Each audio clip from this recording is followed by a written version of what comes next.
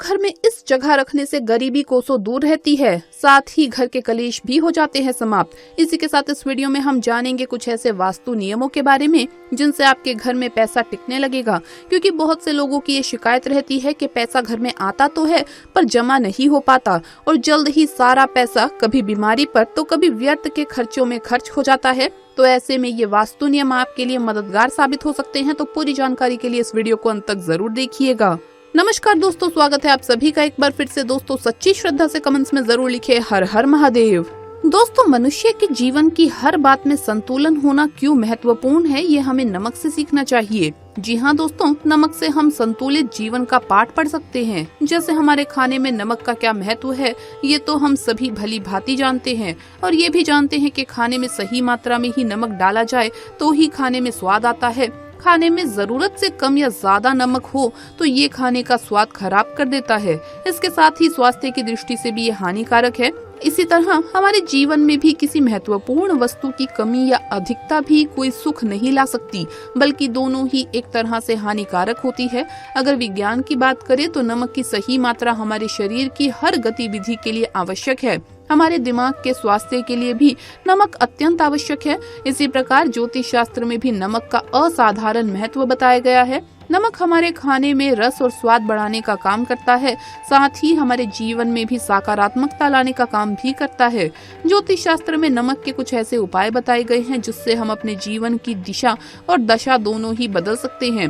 मात्र एक चुटकी नमक में इतनी क्षमता होती है कि हमें रंग से राजा बना सकता है। दोस्तों आज हम नमक के उन महत्वपूर्ण उपाय के विषय में जानेंगे जिनका प्राचीन काल से ही कई घरों में प्रतिदिन पालन किया जाता है, लेकिन हम में से कई लोग अभी भी उन बातों से अनजान हैं। इन सभी बातों का ज्योतिष शास्त्र में भी वर्णन किया गया है।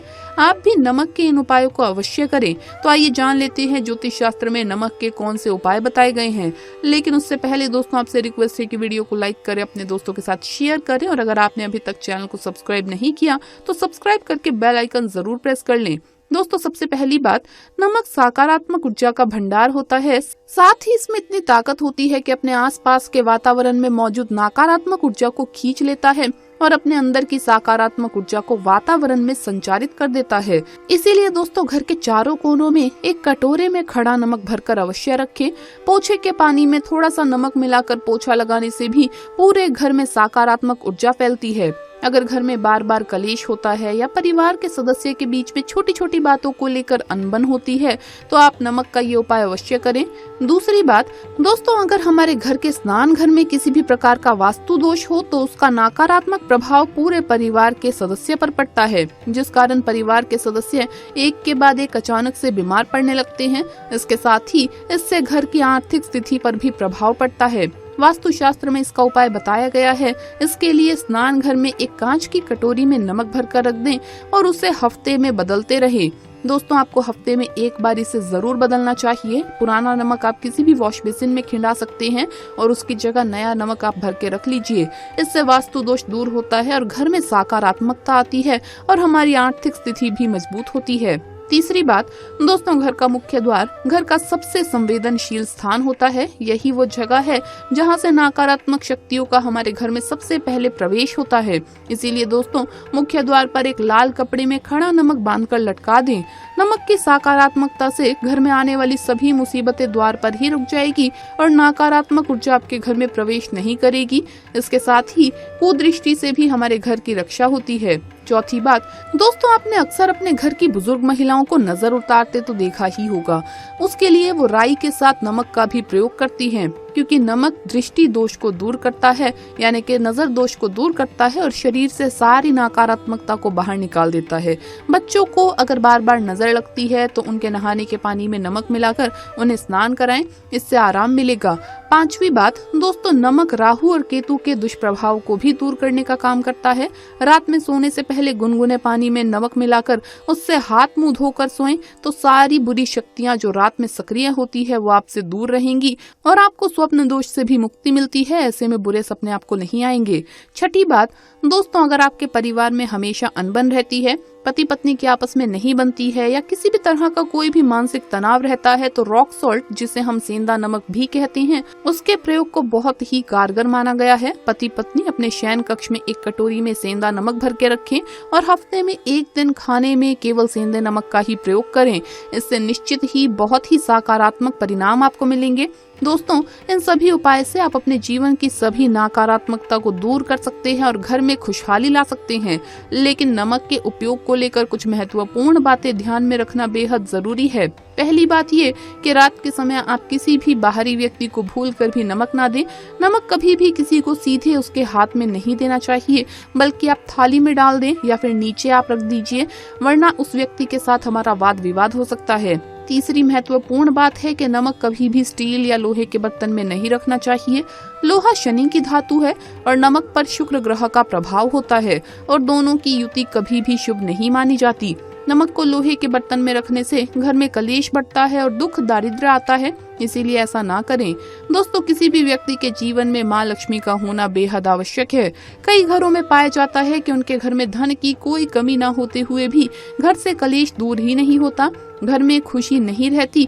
इसका मुख्य कारण ये भी हो सकता है कि आपके घर को किसी की बुरी नजर लग गई हो या आपसे कोई बेहद ईर्ष्या करने लगा हो, जिसके कारण आपके जीवन में समस्याएं उत्पन्न हो रही हो। तो ऐसे में कुछ वास्तु नियम आपकी परेशानियों को दूर करने में कारगर साबित हो सकते हैं। आइए जानते हैं ऐसे ही कुछ वास्तु नियम जिससे आपको कुछ ही समय में उसका असर देखने को मिलेगा। नंबर 1, घर में धन की कमी हो रही हो और नुकसान ज्यादा हो रहा हो या फिर आपके घर में लक्ष्मी जी ठहरती नहीं है, तो आप 1 रुपए का सिक्का ले और उसे गंगा जल का छिड़काव करके पवित्र कर ले। इसके बाद उसे ले जाकर आपके घर की तुलसी में या तुलसी के गमले की मिट्टी में डाल दीजिए और रोज संध्या के वक्त तुलसी पर दीपक लगाकर माँ लक्ष्मी से प्रार्थना करें।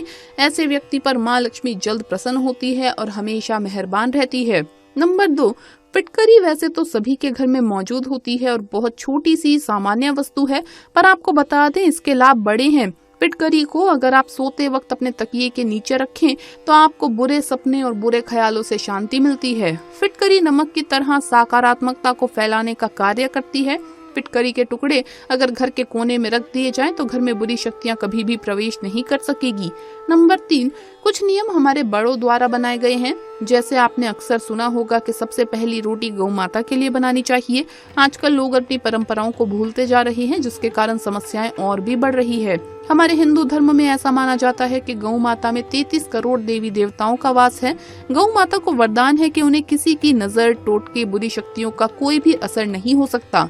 अगर हमारे घर में हम रोज गौ माता के लिए पहली रोटी निकालते हैं तो ग्रंथों के हिसाब से आपके घर की नेगेटिव एनर्जी भी उस रोटी के साथ घर से निकल जाती है।